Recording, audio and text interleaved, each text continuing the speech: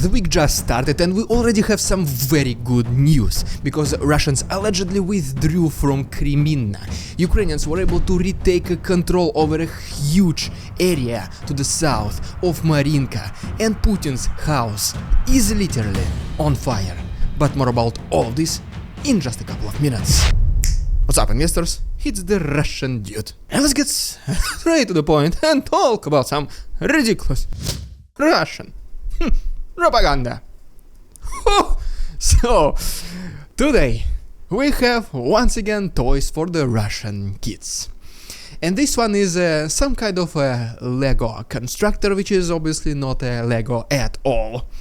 And the fancy thing about this is these sets. So let's see what the Russian kids, according to the Russian authorities, prefer to play with.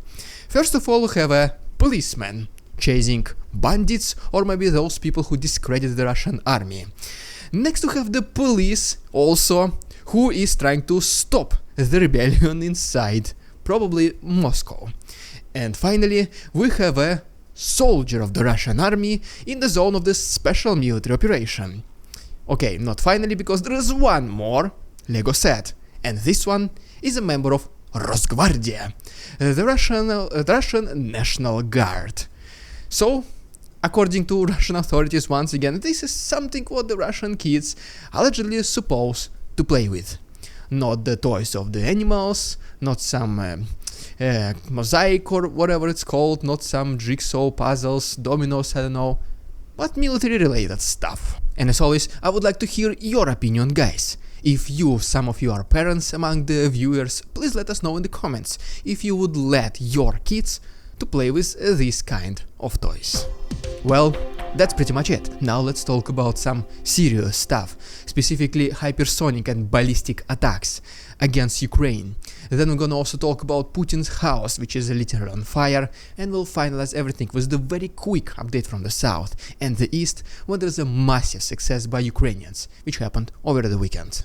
And first of all, speaking about the attacks against Ukraine, as soon as they started over this weekend, the residents of Kiev and pretty much majority of other Ukrainian towns, they already knew what to do.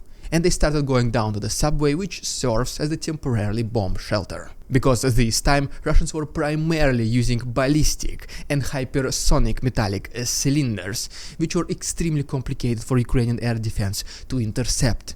And right here, for example, you can see the crater impact of one of such cylinders and the warhead itself. Besides Kiev, similar attacks also happened in Kharkiv and also in Kryvyi Rog, where as a result of Russian attacks, a local mall and also a tram station have been severely damaged and even partially destroyed. In addition to that, some residential buildings have also been affected in Zaporozhye, and also some very loud noises the locals of Odessa were reporting, which were happening during the last night. And just overall, as you can see from this map, these are the cities which have been primarily targeted by the Russian metallic cylinders. And just like mentioned previously, unfortunately, the Ukrainian air defense was not able to intercept any ballistic or hypersonic cylinders.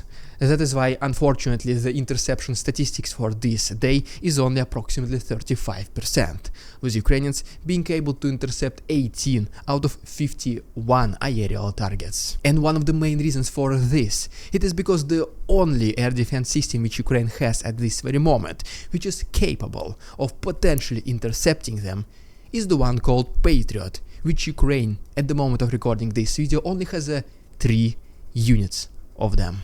And in the meantime, the total stockpile of the Russian hypersonics and ballistics is estimated to be at 74 Kinjal ones and 190 Iskander ballistic missiles. But you know what? At least one positive thing it did come out from this situation. Because in one of Russian cities called Ryazan, the house of Putin, exactly, Putin, not unfortunately the one we are thinking about, but his nephew, Roman Putin, his house was spontaneously caught on fire. According to the report by the emergency services, this was due to the short circuit, some electrical problems, but if you take a look at this video, this is the only house in the entire neighborhood which was around this ball of fire, which is very suspicious. Why this one specifically? Very, very big coincidence. Right, now as promised, let me give you an extremely quick update from the south of Ukraine before going to the east and talking about massively successful news. And guys, if you do want to support my work, the easiest way to do it is by simply liking this video and subscribing to my channel. As simple as that. I appreciate a lot all the subscriptions, all the new viewers. Guys, thank you so much. You can also follow me on Instagram. I will do some very exciting stories in the next 24 hours. The link is down below. And so yes, speaking about the south, our first stop brings us to Kozachi Lahiri, where Ukrainians reportedly were able to destroy an armored vehicle of Russians, along with the assault group. Next we go a little bit to the east, to the next settlement called Pishchanie, where Ukrainian artillery was also able to destroy an entrenched assault group of Russians. And as we go to Zaporozhye front line, next to this settlement called Verbove, Ukrainians were also able to destroy 2 armored vehicles of Russians, also along with an assault group. Next we have a very intriguing video, which is almost 2 minutes long, which shows that the Ukrainian FPV drone is pretty much following, or even I would say chasing, a Russian car full of Russian soldiers, and the Russians somehow are able to avoid it. But in the end, the Ukrainian drone still prevails. And speaking about the drones, right here is yet another brand new compilation of Ukrainian drones throwing destructive materials inside very tiny holes of the Russian military vehicles. And you know what? I would say that this is the biggest, the most precision I've seen in Ukrainian drone operators, and this is truly unbelievable how they are able to do it. This is a work of art. You should definitely go ahead and watch this video for yourself. I will leave a link to it on my Patreon, which is gonna be down below. There is 1 week of free access for every single one of you. And now just the last couple of things from the south before I go to the east. First of all, in Mariupol, allegedly Ukrainian diversion group was able to destroy several rail tracks of Russians, severely disrupting their logistics in this region. And then, in between Mariupol and Rostov-on-Don, Russian paratroopers allegedly were doing some practice. How they were jumping from the planes, opening the parachutes, and pretty much so on. For some reason, Russian air defense thought that these were Ukrainians. Most likely the practice was happening at night and no one warned them about this. And so Russian air defense started attacking and eliminating their own paratroopers, which were only practicing. At least a couple of them suffered injuries, and some of them were even eliminated.